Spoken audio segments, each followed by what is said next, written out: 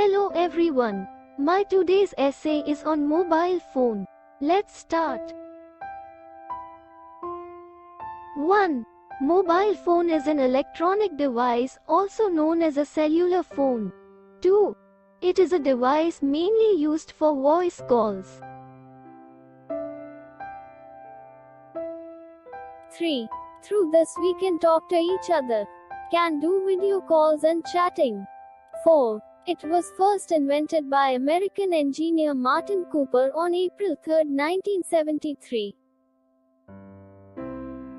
5. Mobile phone is available with everyone in today's time. 6. In today's time, mobile phones are being used more than computers.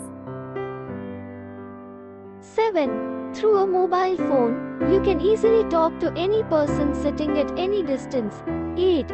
Through this we can study online, watch movies and pay money. 9. Due to its misuse, cases of fraud and theft of confidential documents have started increasing. 10.